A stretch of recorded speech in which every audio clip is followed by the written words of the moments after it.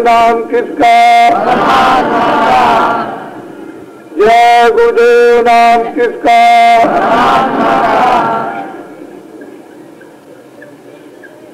नारियों, बच्चे बच्चियों,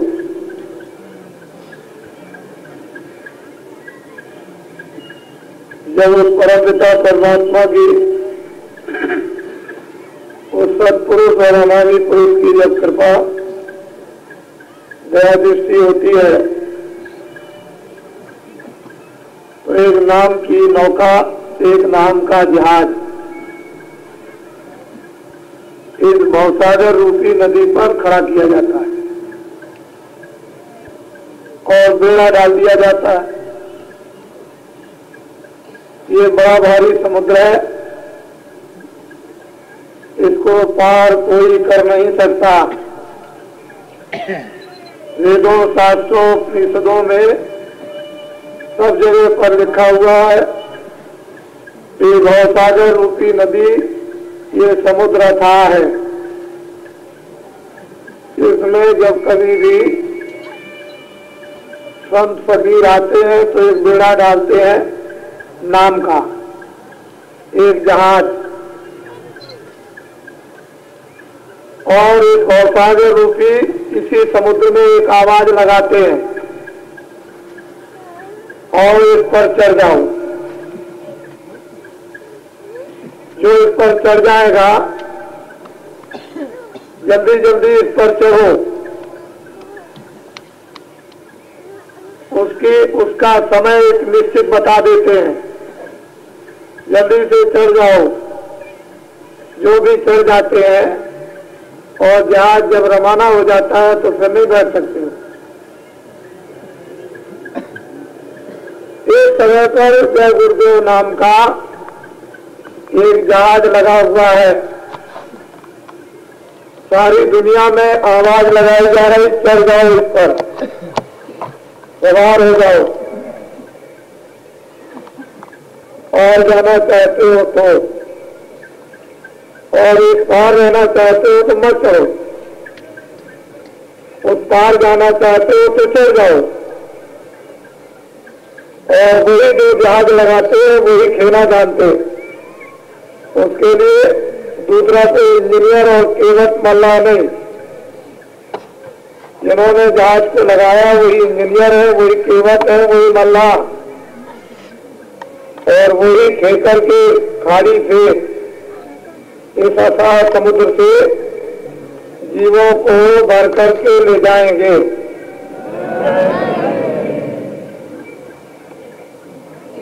हम लोग ऐसा कभी मत सोचें कि कोई इसी समय पर जहाज लगाया गया। पहले भी लोगों ने जहाज को लगाया, कोई नाम नया नहीं है। जब अनाद सृष्टि का विस्तार हुआ था, आज सृष्टि का जब विस्तार हुआ तो ये नाम भरपूर था, इसमें कोई कमी नहीं थी। सब लोग इस नाम को ध्याते थे, नाम को लेते थे, सब लोग जहाज पर खड़े थे, याद कर रहे थे। लेकिन जहाज से जैसे जैसे उतरते गए वैसे ही वैसे फिर जहाज पर चढ़े नहीं और जहाज को छोड़ दिया उतरकर। फिर उसको आप भूल गए, भूलते भूलते इतने भूल गए कि आपको ये मालूम ही नहीं रहा कि हमारा सच्चा आद नाम जब विस्तार हुआ था तो कौन सा था। और फिर से आपके सामने नाम की एक आवाज और जहाज लगा, उस पर धीरे से सवार हो जाओ।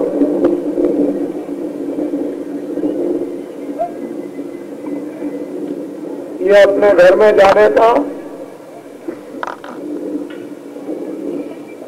हुक्मनामा है, संदेशा है। हम लोगों को अपने घर में जाने के लिए सवार होना ही है।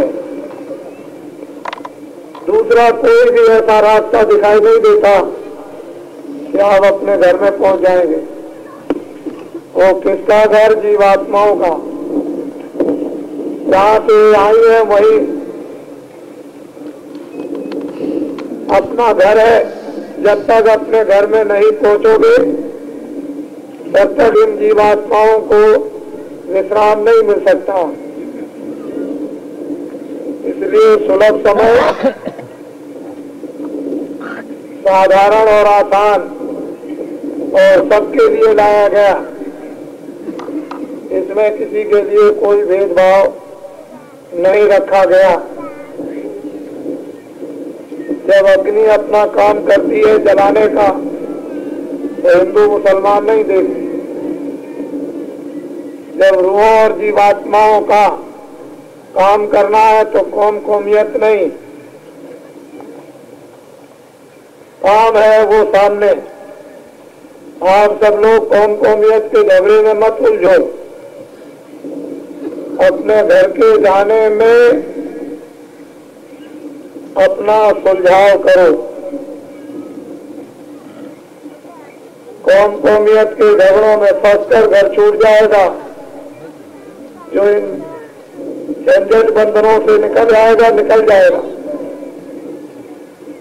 ये आपको मानवता की सबसे बड़ी उच्च शिक्षा, ऊंचा से ऊंचा संदेश सबको दिया जा रहा। और उस परमपिता परमात्मा की आवाज आपके घाट पर 24 घंटे हो रही। जो लोग उस घाट पर बैठते हैं जय गुरुदेव नाम की आवाज को सुनते हैं। लोगों को आवाज का बोध होने लगा। यदि आवाज होती नहीं तो बोध कैसे होता? तो नाम चेतन है, नाम जड़ नहीं। नाम रोशन है, नाम अधिकार नहीं। नाम में शक्ति है, नाम अशक्ति नहीं। तो जो नाम चेतन है, रोशन है, शक्ति है, आनंद है, प्रेम है, वही सबको जीवन दान देगा। जो जीवात्माओं की रक्षा कर लेगा उन जीवात्माओं को जीवन दान अजर अमर का मिल जाएगा। इसलिए आपको ये नाम विशेष करके पकड़ा दिया गया। इसको आप कभी छोड़िएगा नहीं और भूलिएगा भी नहीं। इसी नाम से जब जब वक्त और समय आएगा और चिल्लाओगे तो फौरन आपके सामने कोई ना कोई खड़ा मिलेगा। जब लोग जाते हैं, समय हो जाता है, चिल्ला पड़ते हैं जय गुरुदेव नाम से, फौरन सामने देखते हैं, हंसी खुशी से चले जाते हैं। किसी प्रकार की कोई पीड़ा नहीं। इस पीड़ा को मिटने के लिए हम लोगों ने युग बिता दिए, कल्प बिता दिए, सतयुग बिता दिया, त्रेता द्वापर बिता दिया, कलयुग और भी बहुत से युग बिताए, खत्म हो गए, लेकिन पीड़ा खत्म नहीं हुई। वो जीवन दान लो हमेशा के लिए। जो नाम आया वही सहज नाम नहीं, ये जगाया गया, इजाजत ली गई, आज्ञा ली गई, आदेश लिया गया, तब ये नाम सामने लोगों के आया। बिना आदेश, बिना आज्ञा, बिना इजाजत नाम नहीं लाया जाता। इसी से फिर वो काम करता है, अंदर और बाहर। बाहर भी काम करेगा, अंदर भी काम करेगा, बाहर भी होश में लाएगा, अंदर भी होश में लाएगा। दोनों तरफ सावधानी कराएगा और दोनों तरफ रक्षा करेगा, इधर भी और उधर भी। इसलिए नाम को मरा हुआ मत समझो, नाम को अचेतन मत समझो, नाम को शक्तिहीन मत समझो। इस पर दृढ़ विश्वास प्रेम और प्रतीत पूरी पूरी कर लो। ये अपना एक सहारा, उसको अपना बनाकर उसके साथ हो जाओ। ये दुनिया के जब तक लोग इन शिक्षाओं से दूर रहते हैं तब तक उन्हें विश्वास बुद्धि का नहीं होता, लेकिन जब वो निकट में आते हैं तो बुद्धि में जब निर्णय कर लो सत्संग नहीं मिलेगा, कुछ नहीं होगा, सत्संग सार है। कबीर ने कहा, नानक रैदास ने, जितने महात्मा फकीर आए सबने तौबत पर सत्संग पर जोर दिया, और आपको भी यही बात बराबर बताई जा रही कि सत्संग सार जगत, उसे अपनाए रहो, पकड़े रहो, सुनने के लिए भागते रहो, बुलाते रहो। जब कभी सत्संग का समय आए अपने सब कामों को क्षण समय के लिए छोड़ दो। इन कामों के छोड़ने से नुकसान नहीं, लेकिन सत्संग नहीं मिलेगा तो सर्वस्व नुकसान हो जाएगा, क्योंकि सत्संग बार बार नहीं मिलता। न मालूम किस जो गली में मिल गया उस गली को चूकना नहीं चाहिए।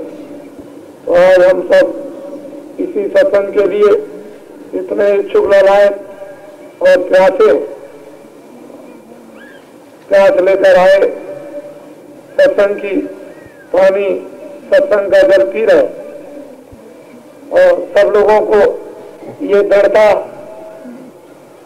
आ रही, भाव आ रहा, भाव जग रहा, बुद्धियों में विवेक हो रहा, अपने अपने गुनाहों की, पापों की अपने मन से बराबर प्रार्थना करने लगे कि हमको क्षमा किया जाए। अगर ऐसी हमारी क्षमा याचना प्रारंभ मन से होने लगी कि हमको क्षमा कर दिया जाए, तो वो बड़ा दयालु है। आपकी ऐसी आतुर और दीन प्रार्थना पर, दारुण प्रार्थना पर मालिक जरूर दया कर देता है और आपके गुनाहों को, आपके पापों को क्षमा करता है।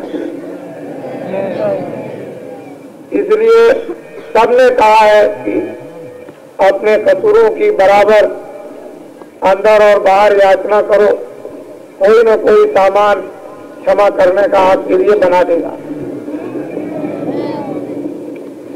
अब हम सब जो लोगों ने पहले बताया था कि एक वक्त और एक जमाना आगे चल करके ऐसा आएगा कि सब लोग सत्संग की प्यास लगेगी, सब लोग सत्संग के लिए दूर दूर से, गांव-गांव से दौड़ेंगे। आपने थोड़े दिन पहले बड़ी बात अपनी आंखों से देखा कि जिन सत्संगियों ने उत्तर प्रदेश के 6 अक्टूबर से दौरे में गांव-गांव में जो सत्संग हुआ देहातों में, जब मैंने उनसे पूछा कि तुम कहां से आए हो, तो 20-20 मील से लोग पैदल चलकर, सवारी से चलकर, साइकिल से चलकर, बैलगाड़ियों से चलकर जितने सत्संग जल को पीने के लिए नर नारी में बाल बच्चों के आए, अपने अपने क्षेत्रों में एक नवीन, एक नया दृश्य देखने को मिला। कितनी आतुरता थी, कितनी करुणा थी, कितनी गंभीरता थी। ऐसा मालूम होता था कि वास्तव में इनको बहुत बड़ी भूख लगी हुई है, बहुत बड़े प्यासे हैं, व्याकुल हैं, और किस शांति के साथ, किस भाव के साथ वो उस मैदान में बैठते थे, ये देखने की चीज थी। तो आपको एक छोटा सा दृश्य मिला देखने को, और वो समुदाय जो जगह जगह पर उपस्थित दृश्य में मिला, वो कोई छोटा मोटा समुदाय नहीं दिखाई देता था। भारी संख्या का समुदाय, स्त्रियां, बच्चे जब सत्संग सुनते थे बड़े गदगद होकर, मैं तो ऐसा देखता था कि किस प्रकार से हाथ जोड़कर नारियां, गांव के ग्रामीण लोग और छोटे छोटे बच्चे हाथ जोड़ करके बैठते थे। जब तक सत्संग समाप्त नहीं होता था, 1.5 घंटे 2 घंटे का, तब तक बेबियां और बच्चे इस तरह से आते हाथ जोड़े बैठे रहते थे। ये नए लोगों को किसने सिखाया था? किसने गांव में आने वालों को रास्तों में बताया कि तुम वहां जाना, इस तरह से हाथ जोड़ करके बैठ जाना? ये नारियों को, बच्चों को किसी ने नहीं सिखाया था। ये हमारी भारत की धर्म भूमि की देन है। ये हमारे यहाँ का खजाना है कि हमें कैसे देखना है, हमें कैसे बैठना है, हमको कैसे प्रणाम करना है, हमें कैसे सुनना है। ये हमारी इस जमीन में विशेषता है, यहाँ के कण घर में। ये ठीक है कि हमने ऊपर के कण को खराब कर दिया, तो जिन कणों को खराब किया है उन कणों को धन और महात्मा शुद्ध कर देंगे। जय गुरुदेव। और जिस भूमि पर जब हम उन कणों पर चलेंगे, वो कण उड़ करके हमारे अंगों में लगेंगे, तो हमारे अंगों को निर्मल और पवित्र और सात्विक कर देंगे। जय गुरुदेव। हमारे अंदर सात्विक भावना जिस प्रकार से धूल अलग हो जाती है, कपड़े से हट जाती है, कपड़ा साफ स्वच्छ सफेद दिखाई देता है, इसी तरह से हमारे मन पर, बुद्धि पर, चित्त पर, अंतःकरण पर, जीवात्मा पर जमी हुई धूल जब हट जाएगी तो हमारे भाव वो होंगे कि समुद्र क्या है, क्या दरिया उसके सामने है, क्या उसके सामने कोई रोशनी और अग्नि है? कुछ नहीं, कोई भी उसके सामने मुकाबला नहीं करती है। ये चीजें जो देखने को आपको अद्भुत मिली, जिन लोगों ने आकर के पीछे खड़े होकर के देखा, उस उद्देश्य को वो भी इस बात के लिए मान गए, सहमत हो गए, उनमें भी शर्म आ गई, वो भी सहम गए। एकदम के उनके दिल पर भी धक्का लग गया। उन्होंने भी ये समझा कि वास्तव में हमें केवल एक आदमी नहीं, इंसान नहीं, मनुष्य नहीं है, ये भी तमाम इंसान मनुष्य हमारी तरह से बैठे हुए हैं। हम ठीक है कि हम चालाक अपने को समझते थे, लेकिन ये भी उसी तरह के आदमी, इंसान है। उनके दिलों के ऊपर भी, हृदय पर जबरदस्त असर और धक्का लगा। जय गुरुदेव। और जितने भी सत्संग हमारे हुए हैं, लगभग करीब 52 सत्संग जो बड़े भारी उत्तर प्रदेश में अभी हाल ही में हुए हैं, उनमें किसी भी सत्संग में हमारे कोई बिगड़ बाधा किसी प्रकार का भी नहीं हुआ। ये एक नई चीज लोगों के सामने आई। जो हम पहले कहा करते थे कि आपको एक दिन देखने को मिलेगा, एक दिन आपको सुनने को मिलेगा, एक दिन समझने को मिलेगा, एक दिन फिर उभरता हुआ लोगों के सामने आएगा। अभी किस शकल में है और फिर उसकी शकल क्या हो जाएगी, उसका दृश्य क्या होगा, मैंने कुछ दिन पहले आपको ये सब बातें याद कराई थी। मैं तो आपको भारत में रह करके ये सब बातें समझा रहा हूँ, लेकिन हम ये आपको बताना चाहते हैं कि हम अपने लोगों को ये बात सुना दें, समझा लें। अपने लोगों में जो बर्तन खाली हो गया है, जिस खाली बर्तन में जो चीजें आपने भर रखी है और जिस बर्तन में अनेक प्रकार की व्याधि उत्पन्न हो गई है, उस बर्तन को खाली कराकर और अच्छी चीज को जरा भर जाने दीजिए। तो आप है, आप तो धर्म भूमि के स्वाभिमानी, आपका तो ये धन है ही, लेकिन आपके धन को पाने प्राप्त करने के लिए तमाम बाहर के मुल्कों के लोग भी बात करके चले आएंगे और तुम्हारी बात सुनने के लिए वाद हो जाएंगे। जय गुरुदेव। वो लोग ये कहेंगे भारत देश बहुत ही निर्मल, पवित्र और शांति का और शुद्धता का और चरित्र और सदाचार और सम्मान और अध्यात्मवाद का देश है। ये आपको उन लोगों के द्वारा सुनने को मिलेगा जिन देशों में धर्म नहीं है, जिन देशों में धार्मिकता नहीं, जिन देशों में धर्म की जमीन और राज पोत नहीं है, उन देशों के लोग आपके पास आएंगे और आप उनको अपनी बात, अपने देश की और अपने देश के धर्म, अध्यात्मवाद और मुक्ति और कल्याण की बात उनको सुनाएंगे। लेकिन हम सब लोगों को पहले बन जाना, तैयार हो जाना, अपने लोगों को ठीक हो जाना कि हम अपने ठीक होने के बाद अपनी चीज दूसरों को बहुत साफ, स्पष्ट और शुद्धता से उनको समझा सकें और दे सकें। जब तक हम अपनी चीज को नहीं समझते हैं तब तक ना हम समझा सकते हैं ना हम दे सकते हैं। ये भारत का धन है, ये यहाँ हम सब लोग उसके अधिकारी हैं, मानव मात्र जन्मजात के। जब हम अपने उस परम धन के जन्मजात के अधिकारी हैं तो हम लोगों को अपने अधिकार का धन मानव मात्र मनुष्यों को प्राप्त कर ही लेना चाहिए, क्योंकि महात्मा कबीर तो सबको ही देते हैं। वो तो कोई किसी के लिए मुट्ठी में कम और बेसी नहीं, सबको अपनी झोली में से बराबर बराबर वितरण करना चाहते हैं। लेकिन तुम अपनी झोली में जितना ले सको रख सको। तुमने अगर जरा सी झोली बना ली तो जितना बनाओगे उतना ही तो रखा जाएगा। अपना बर्तन जरा बड़ा बना लो, ज्यादा ले लो, ये तो क्षमता आप में होनी चाहिए।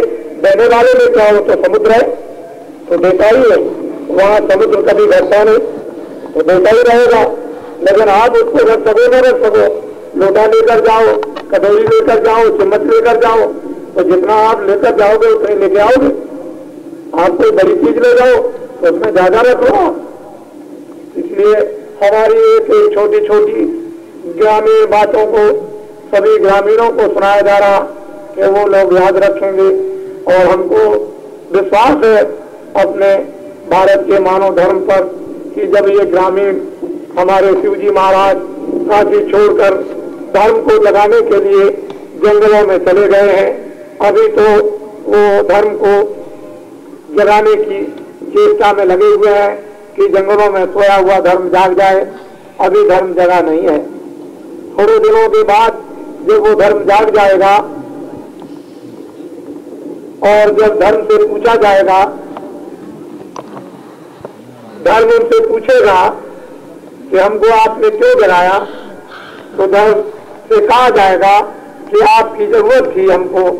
तो धर्म कहेगा कि बोलिए हमसे क्या काम चाहते हैं, क्या मदद के समय पर चाहते हैं। तो बताया जाएगा कि सतयुग के आने का युग बच गया और बिना आपके सतयुग कैसे आएगा, कैसे उसकी पूर्ति होगी।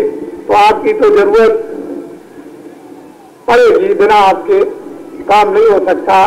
फिर वो धर्म जब उन ग्रामीणों में ये प्रवेश होगा तो आप उनके ज्ञान विज्ञान भौतिक और आध्यात्मिक उनके प्रवचन और व्याख्यान और भाषणों को जब आप सुनेंगे तो सड़कों के ऊपर बड़े बड़े लोग जो है खड़े होकर के उन ग्रामीणों के भाषणों को सुनेंगे जो एक अक्षर भी जिन्होंने स्कूलों में नहीं पढ़ा।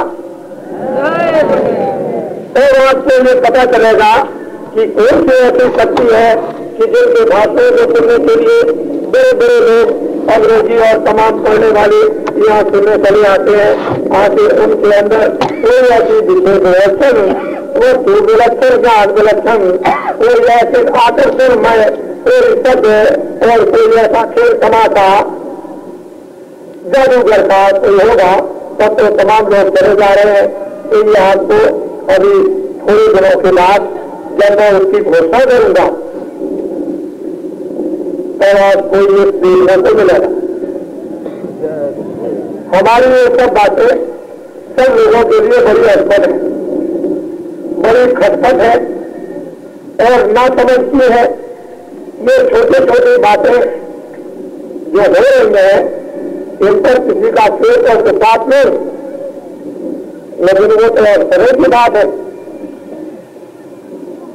तो आप यहाँ पर एक बात को समझे और एक बात को समझ करके गांठ में बांधे। जो शब्द निकाले जा रहे उनको हीरे जवाहरातों की तरह से, सोने चांदी रुपए पैसे की तरह से गांठ में बांधे और हर रोज उसे खोल खोल के देखे कि उसमें से कुछ गिर नहीं गया है। अगर आपने रोज नहीं गिना, रोज नहीं देखा तो गिर जाएगा, तो कुछ नहीं रहेगा तुम्हारे पास। कंगाल की तरह से अंतिम में रोज निकालोगे है कि नहीं, फिर अंतिम में निकाल लगाओ फिर निकालो। फिर लगा लो फिर निकालो, वो देखता रहता है कंगाल की मेरा पैसा जिसको नहीं गया। ऐसे तुम बराबर उसको देखते रहो कि जिसको नहीं गया है। अच्छी बात, हमारे सभी लोगों ने बहुत अच्छा देहातों में काम किया है। क्षत्रियों ने, ब्राह्मणों ने अपना अपना काम यदि अपना लिया, जिसको छोड़ दिया गया है। इन्होंने वास्तव में अपनी मूंछ को ऊंचा कर लिया और जरा सा अपनी बुद्धि से काम लिया तो सारा मानो एकदम अपनी जगह पर आकर के प्रेरित हो जाएगा। और किस तरह से रक्षा किसका नाम, ज्ञान किसको कहते हैं, भक्ति और साधना योग किसका नाम, परस्पर सेवाएं किसको कहते हैं, ये तो आपको देखने को मिल जाएगा, देखने को। इसलिए ये हमारी सनातन, वो हमारी परम संस्कृति जिसका मजाक उड़ाया गया, ठिठोरी और दुर्लगी की गई, और आज हमको अपनी उच्च मानव संस्कृति के ऊपर एक चुल्लू भर पानी में डूब के मरना चाहिए। पता नहीं आप जीवित कैसे हैं, जीना कैसे बर्दाश्त करते हैं। आपको तो जरा सी अपनी आन और मान पर क्या हो जाया करते थे, इस शरीर को छिछोरे बना देते थे और उससे वीरता और परम गति को प्राप्त करते थे। आज उसका कुछ भी अंश नहीं दिखाई देता है। ऐसा क्या है, आगे पापों से बचें और अपने अपने क्षेत्रों में जब अभी आपको संदेशा दिया जा रहा कि मैं फौरन इस कार्यक्रम के समाप्त होते ही फौरन अपना दौड़ा बंद करूंगा, बनाऊंगा और दौड़े पर रवाना हो जाऊंगा और कार्यक्रम मुझे पूरा कार्यक्रम देहातों जंगलों में देना है। क्योंकि तेजी ने काशी शहरों को छोड़ दिया और उन्होंने कहा है कि आपको जंगलों में काम करना है। मैं जंगलों में काम कर रहा हूं और तुमको भी जंगलों में काम करना। मैं भी जंगलों में काम करूंगा और शिव जी भी जंगलों में काम कर रहे। मैं आपका काम करूंगा और शिव जी धर्म जगाने का काम करेंगे। उनका काम धर्म जागरण का होगा और हमारा काम आपका होगा। तो देखो कैसे क्या काम होता है। अब तो ये खेल तमाशा लोगों को देखने को मिलेगा ही। आज इतने दिन हो गए, मैं ये देखता हूं कि 18 तारीख से लोग कितनी संख्या में आ गए, यहाँ उपस्थित इस जंगल में पड़े हुए हैं। किस तरह से पड़े हुए हैं इसका भी लोगों को ज्ञान होना चाहिए। मथुरावासियों को आने जाने वाले दिल्ली मार्ग पर, आगरा मार्ग पर दूर दूर से जो ट्रक चलते हैं उनको भी जानना चाहिए कि इस जंगल बियाबान में किस तरह से लोग अपने नन्हे बच्चों को लेकर गोद में यहाँ पड़े हुए हैं। क्या बात है। अगर यही बात को हम लोग समझ लेते तो भारत का नक्शा समझ में आ जाता है। ये वास्तव में जो समाजवाद हमने सोचा था, आज समाजवाद क्या है इसको तो कोई क्या जान सकेगा।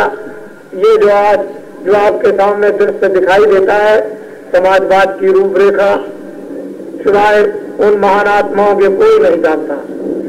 किसी को पता ही नहीं कि समाजवाद कहते किसको है, मानववाद क्या है, प्रजातंत्रवाद किसको कहते हैं, ये किसी को पता नहीं।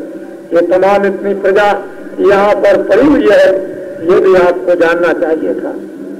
लेकिन इसकी अवहेलना जो लोग अनसुनी करते हैं, अनदेखी करते हैं, देखते हुए भी और आंखें कान सुनते हुए भी, बुद्धि से विचार करते हुए भी, और फिर इस तरह से चुपचाप हो जाते हैं। इससे ये मालूम होता है कि उन लोगों का नुकसान होने वाला है।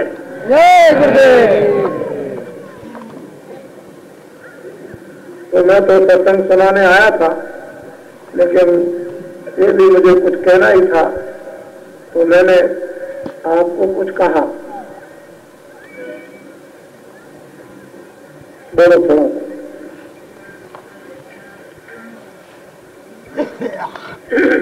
आप सुने थोड़ा।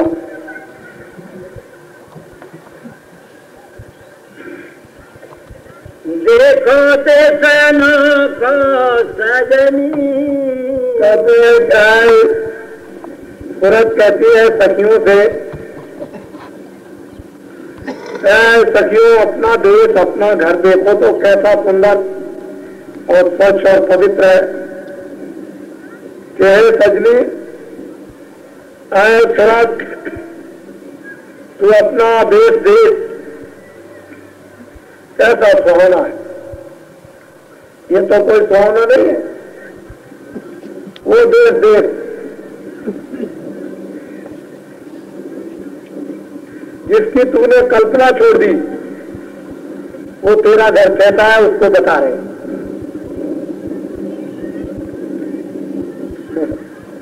देखो देशन को सजनी, जहाँ रज रजनी दो एक कहते न तो वहां दिन है न वहां रात, न सूरज निकलता न डूबता, एक है। जीवात्मा सूरज रूह तेरा देश, न सुबह होती है न शाम होती है, न रात होती है न दिन होती है। कहते हैं कि ऐसा तेरा देश अनोखो जो वर्णन और कहने में नहीं आता, उसको छोड़कर के तू यहां आई और यहां ये क्या देख रही है, ये क्या है। यहाँ कभी मकान बनाया, कभी जमीन बनाई, कभी सामान बनाया, कभी बच्चे बनाए, कभी स्त्री बनाई, कभी दोस्त बनाया, कभी ये देखा, कभी वो देखा, कभी वो देखा, कभी वो मरा, कभी वो गिरा, कभी वो गया, कभी ये गया, कभी इसके लिए रोए, कभी उसके लिए रोए, कभी ये पीड़ा, कभी वो पीड़ा, कभी भूख लगी तो कभी पूरे हुए, कभी अधूरे हुए। कहते हैं ये क्या, ये तो तेरा देश नहीं। अगर तेरा देश होता तो तेरा तो अनोखा देश, तेरा तो अद्भुत देश, जहां सूरज चांद नहीं, जहां एक ही रहता है, एक का मौसम, न दुख है न सुख है, न पाप है न पुण्य है, न हिंदू न मुसलमान, न पढ़ना न लिखना, न नंगा, न कोई अंधा न कोई बहरा, ये तो कोई जगह नहीं। न आसमान है न जमीन है, न वैसी हवा चलती है, इसमें से कोई भी चीज नहीं है। तेरा ऐसा अनोखा दे और तू यहाँ कहा करके पड़ी क्या रात दिन चीख रही चिल्ला रही। तो याद करा रहे महापुरुष कि हे सजनी सूरत, मैं तुझे तो ले चलने के लिए पहुंचाऊं। हाँ, दिन चंदा दिन जल के बरसा भई। कहते महापुरुष के हे सूरत, हे सजनी, है जीवात्मा, सूरज चलना नहीं है, उजाला है। बारिश होती रही, वर्षा हो रही, बिना पानी के वर्षा, ऊपर से कोई बादल नहीं, लेकिन मूसलाधार घनघोर बारिश जिसकी ओर नहीं दिया जा सकता, इस तरह से वर्षा हो रही। और बादल नहीं, बिना पानी के वर्षा, बिना सूरज और चंद्रमा की रोशनी हो रही। वो तेरे अनोखे देश सूरत, ऐसे देश तू छोड़ करके यहाँ कहाँ पड़ी आकर, यहाँ तेरा कौन सा साथी है, कौन तेरा अजीज मित्र है। ये तो तुझको जिन्होंने घेर लिया, फांस लिया, ये तो चंद दिन के, चंद घंटों के और मिनटों के और चंद क्षणों के ये स्वार्थ के साथी कहाँ यहाँ पर गए। मतलब मेरा कुछ भी नहीं। वो याद दिलाते हैं यहाँ की और अपने घर की, तेरा ऐसा देश, ऐसा तेरा घर, वहां से ला करके यहाँ भूल गई। चमचमात दामन सी दम के लहराए रही पटके चम चम चम चम, क्या सूरज क्या अनंत प्रकाश करेंगे। दम चम चम दम दम दम चारों तरफ चमक रही। वो गोस्वामी जी महाराज कहते हैं कि घर की प्रीत यथा चलनाई, दामे दामन दमक रही है, लेकिन खत की प्रीत यथा चलनाई, चमचम चमचम चारों तरफ हो रहा, लेकिन सूरज दिखाई देता नहीं, चांद उधर है नहीं। प्रकाश क्या है, उसकी उपमा, उसकी लेखनी किताबों में आ नहीं सकती है। ऐसा तेरा अद्भुत और अनोखो और सुहावनो और आनंद को और प्रेम कैसे बरसता है, जैसे मूसलाधार पानी और बादल कुछ भी नहीं हो, प्रेम बरस रहा, और उसमें रुए जीवात्माएं उसमें किस तरह से पीती है, ये तो वो वहां देखने को मिलता है। ऐसा घर तूने छोड़ दिया, यहाँ आकर के फंस गई। हाँ, अच्छे नजर पड़ो मेरी सजनी, कहते हैं कि बड़ा आश्चर्य है सूरत है सजनी, जब कभी महात्मा आने जाने वाले जब कभी मिलते हैं और उनकी नजर तुझ पर पड़ जाए, दया दृष्टि हो जाए, तो ये अनोखो देश तेरा अपना फिर मिल सकता है। जब तक उनकी दया दृष्टि तुझ पर नहीं पड़ेगी, तब तक तुझे अपना घर जहां से तू आई है तुझे कभी नहीं मिल सकता। उस घर की याद दिलाते हैं, यहाँ तू फंस गई उसको बताते हैं, फिर वो त्राय करती है कि मैं कैसे जाऊं, मेरे पास बल नहीं, पौरुष नहीं, शक्ति नहीं, साधन नहीं, रास्ता नहीं, कोई उपाय नहीं, मैं बोझा लगा है, कोई भार नहीं उतार सकता है, तो उनकी दया दृष्टि होनी चाहिए। हे सजनी, जब तक उनकी दया दृष्टि नहीं हो जाएगी तब तक कोई काम होने वाला नहीं। उसके लिए इंतजार करना, खोजना, ढूंढना, भागना, दौड़ना, दया दृष्टि लेना, लहर लेना, ये जब काम बन जाए और एक लहर आ जाए उनकी दया दृष्टि की, तो हमेशा के लिए काम अपना घर में जाए। वो नहीं मिलेंगे तो हो नहीं सकता कुछ। हाँ, नीचे गगन मही थल ऊपर अमृत धार में। और बड़े ध्यान से मेरी बात को आप सुने, यहाँ जमीन है नीचे, आसमान है ऊपर, वहां पर जमीन ऊपर है और आसमान नीचे, और फिर घनघोर वर्षा अमृत की हो रही। वहां जमीन ऊपर है, आसमान नीचे, यहाँ जमीन नीचे, आसमान ऊपर, ये है उल्टा थे। और फिर उस पर घनघोर वर्षा अमृत की हो रही है। जब वो जीवात्माएं, जब ये दृश्य, ये कौतुक, ये जलवा जब देखती है, ये कौन किससे सुनाएगा भाई, कौन सुनने वाला, कौन सुनता कौन है, जानता कौन है। किसी को पहले तो सुनाया गया हो तो सुने, किसी को मालूम है, कोई जानता ही नहीं, बताने वाला कोई नहीं है, तो कैसे कौन सुनाए, कौन सुने, न सुनाने वाला न सुनने वाला, दोनों में से कोई नहीं। तो ये है सजनी है सूरत, दया दृष्टि महापुरुषों की हो, एक लहर आ जाए, काम बच जाए, ऊपर क्या हो रहा है, नीचे क्या है, तो कहाँ फंसी हुई है। अब तुझे सौभाग्य से ये मानो तन मिला, दोनों आंखों के पीछे घाट पर बैठ गई, और जरा उनकी दया दृष्टि ले ले, एक ही रोज में तो काम बनता है।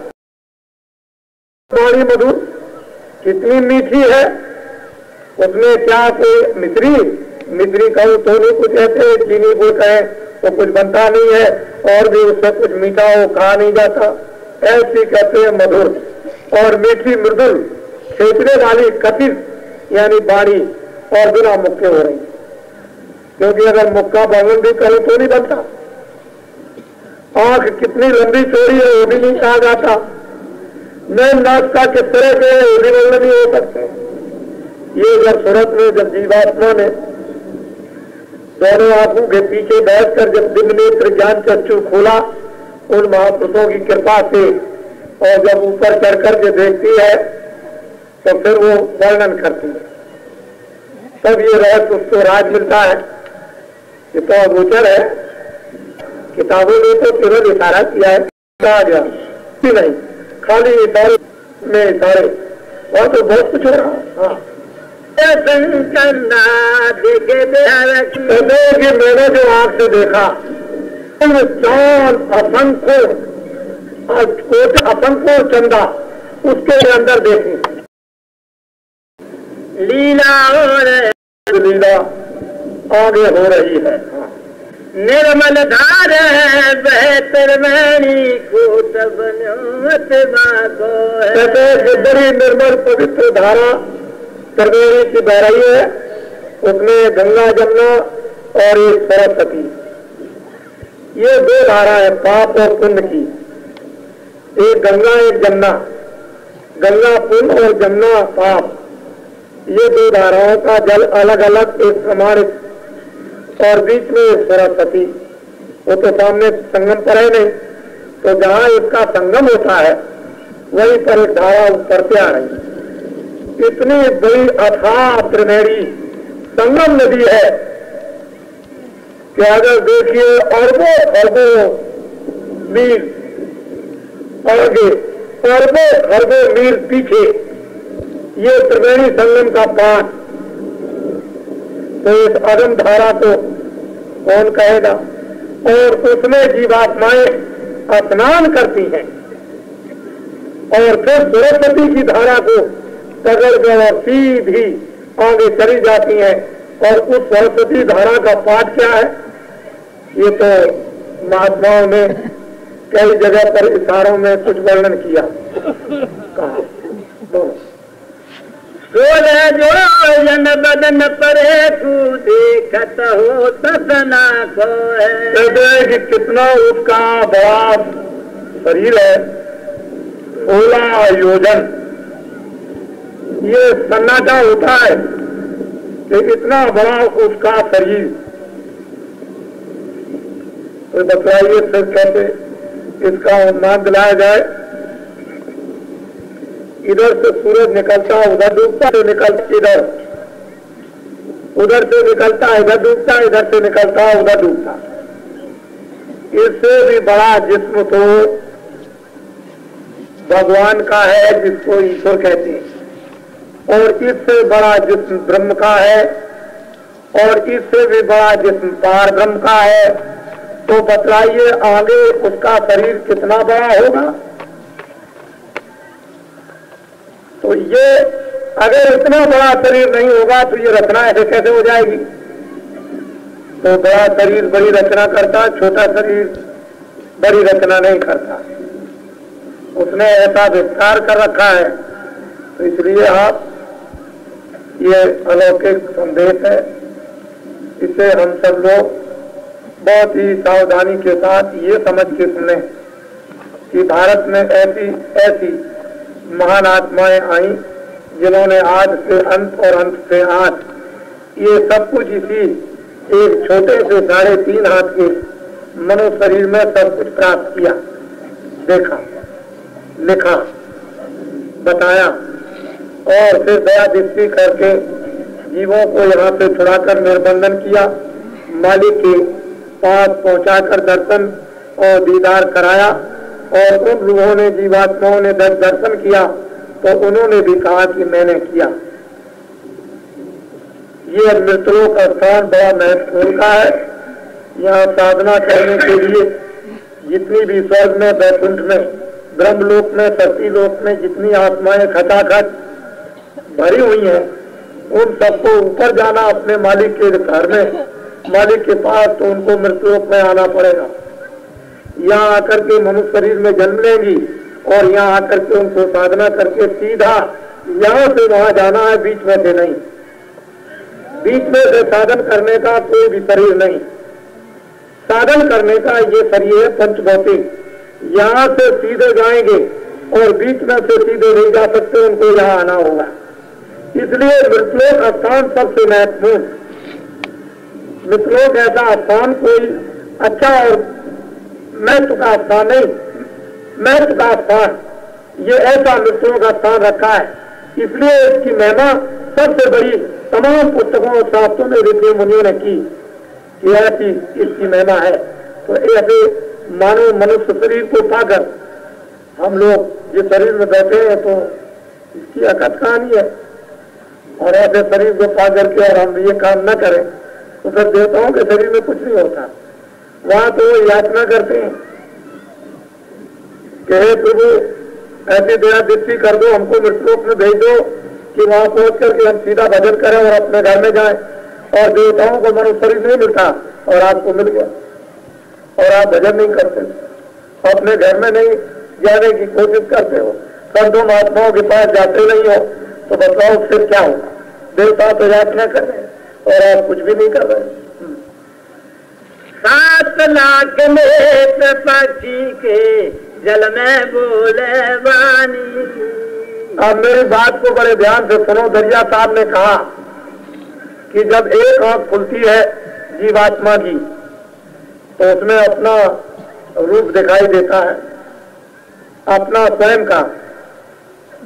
जब दर्पण सामने आएगा तो अपना रूप दिखाई देगा, लेकिन थोड़ी ही देर के बाद उसी एक नेत्र में, शिव नेत्र में ज्ञान चक्षु, दिव्य नेत्र में अनंतों नेत्र हो जाते हैं। तो कहते हैं कि उस हमारे पंछी में कितने नेत्र हैं, एक पंछी करके वर्णन किया है, कितने 7 लाख है, 7 लाख। बताइए आप कि इतनी आंखें उसकी, तो उन आंखों से वो क्या क्या करता होगा। और बाकी तो आंखें तो अनंतों बताइए, ये तो उन्होंने एक पंछी की आंख 7 लाख बता दी कि 7 लाख आंखें। तो ये कोई कल्पित कहानी नहीं है, ये ऐसे ही कह दिया बस हो गया। ये सत्य है जो कभी मिटता नहीं है। लोगों ने इसको देखा है, अब भी देखते हैं, भविष्य में भी देखेंगे, पीछे भी देखते आए। नहीं तो ये सब कुछ नाश हो जाता, मिट जाता, बंद हो जाता, ये सब इसका खेल ही खत्म हो जाता। फिर इस दुनिया उस दुनिया का अस्तित्व क्या रहता। तो जिसके आधार पर हम टिके हुए हैं वही आधार टूट जाता, फिर हमारे पास था क्या। तो इसलिए लोग देखते आए, अब भी देख रहे, भविष्य में भी देखेंगे। और भगवान का खेल हमेशा यहाँ होता आया, वो भी खेल देखने को लोगों को मिलेगा। और भगवान की कहानी मिट जाएगी। भक्त से भगवान और भगवान से भक्त, भक्त की आस्था भगवान में और भगवान की आस्था भक्तों में। और भगवान भक्तों की पूजा करते हैं और भक्त भगवान की पूजा करते हैं। दोनों काम एक साथ मिले हुए हैं, अलग अलग कभी नहीं हो सकते हैं। इसको आप अच्छी तरह से ध्यान में रखिए। छोटी से छोटी चीज और बड़ी से बड़ी चीज घटा करके इस जगत में भी आप थोड़ा बहुत देख लीजिए। एक दूसरे की पूजा करनी होगी। आगे को अहवाल सुना में, दामन ऊपर सच चमके और सच के ऊपर लंका है। कहते हैं कि आगे आगे क्या हो रहा, अभी तो बहुत कुछ है। ये तो कोई एक स्थान का, कोई दूसरे स्थान का, कोई तीसरे स्थान का वो वर्णन करते हैं। अभी तो आगे बहुत कुछ है। अभी क्या है, ये तो बीची के हाल को ऐसा कहते हैं कि जितना क्या कहा जाए। और आगे क्या है, तो गोस्वामी जी महाराज रामायण में कहते हैं कि जब मैंने आंखें बंद की, गुरु महाराज की जब दया दृष्टि हो गई और आंख खुल गई, तो मुंह बिलोक राम मुस्काई। मुझे देख करके निरंजन भगवान बहुत खुश हुए। जब वो प्रसन्न हुए, उन्होंने अपना मुंह खोल दिया। जब अपना मुंह खोल दिया तो मैं उनके मुंह में जब चला गया तो उधर मां नजर आया। मैं उधर क्या देखता हूँ कि बहुत ब्रह्मांड निकाया, बहुत से ब्रह्मांड जो गिनने में नहीं आ सकते, इतने ब्रह्मांड मैंने देखे। फिर क्या कहते हैं, अति विचित्र कहा लोक अनेका, यानी अनेक में अनेक विचित्र लोकों में अलग अलग है इतना। और अनेक एक से एका कहते हैं, अगर इस लोक को देखो तो उससे बढ़कर, उस लोक को देखो तो उससे बढ़कर, उस लोक को देखो उससे बढ़कर। तो जब छोटे से स्थान की ये व्याख्या है तो आगे न मालूम अभी क्या होगा। अभी तो आगे का कुछ बताया नहीं जा रहा, अभी तो ये बीच ही का हाल आपको सुनाया जा रहा। तो गोस्वामी जी महाराज ने कुछ देखा था, कबीर ने कुछ देखा था कि 7 आसमान के ऊपर मालिक रहता है।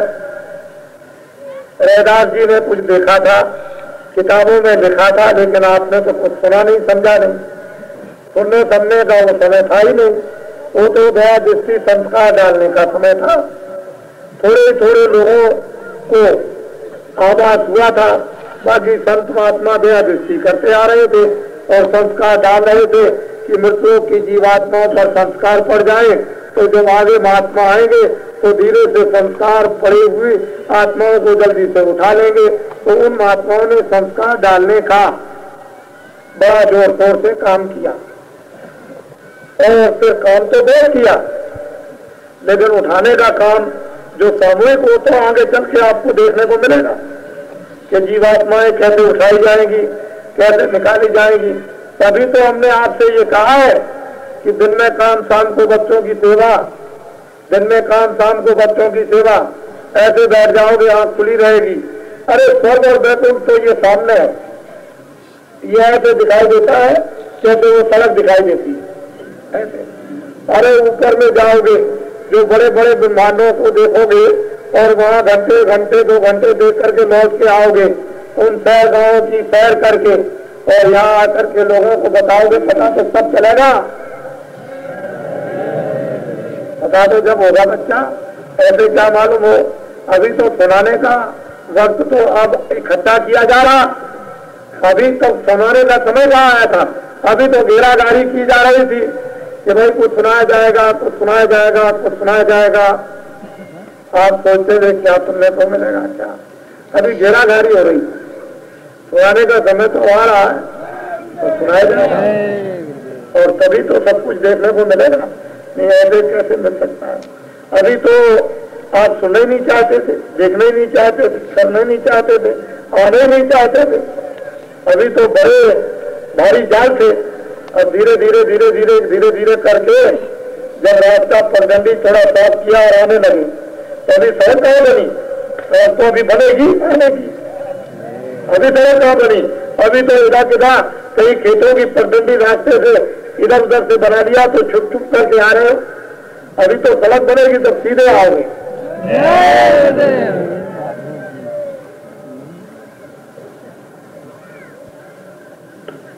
तो हमारे प्रेमी जन जो इस मैदान से बाहर जो ज्यादा हैं बैठे हैं, और अभी जब सुबह 10 बजे कार्यक्रम करके गए तो जल्दी निकल के जब हम उधर पहुंचे अपनी झोपड़ी के पीछे, तो मैं क्या देखता हूँ कि मैंने जैसे यहाँ भीड़ देखी है वहां, यदि आप ये देखिए तो मैंने कहा लोगों से कि मैंने कहा भाई जितना मैं मैदान में देख रहा हूँ ये खजा का जितना भरे कि ये सब गए नहीं कोई आदमी, चलो ये तो उधर गए। तो कहने का ये है कि आप उन आदमियों को देखें जो वहाँ खचाखच भरे, इनको मत देखें आप, ये तो है ही ना। लेकिन उधर जो खचाखच चारों तरफ भरे हुए हैं तो शाम का संदेश सुने। और कल भी होगा, कल एक विशेष आपको एक संदेश सुनने को मिलेगा।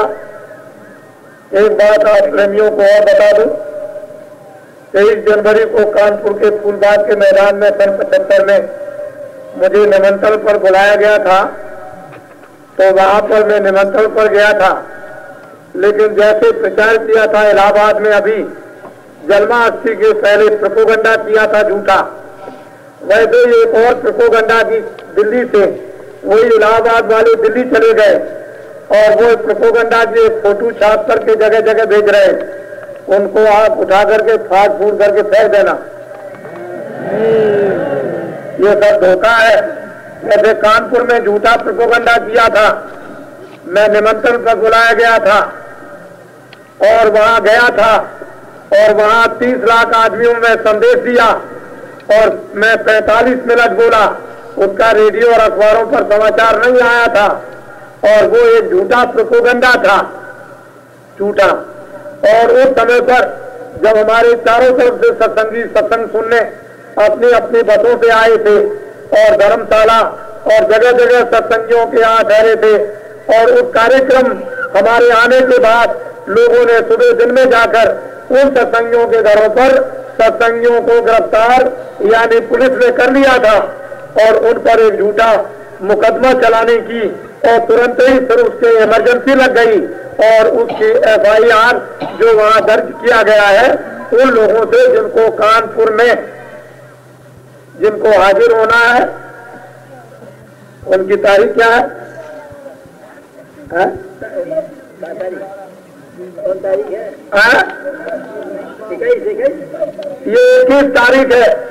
जो लोग हाजिर नहीं हुए हैं वो लोग सबके सब हाजिर हो जाए तो जल्दी फैसला हो जाए। जो भी वहां पर पकड़ करके वहां पर लाए गए और वहां झंझट और झगड़े में एक तरफा पकड़ा गया, वहां हमारे सामने कोई किसी प्रकार का झंझट और झगड़ा नहीं हुआ था। हम और प्रेमी चले आए और बाद में कुछ लोगों ने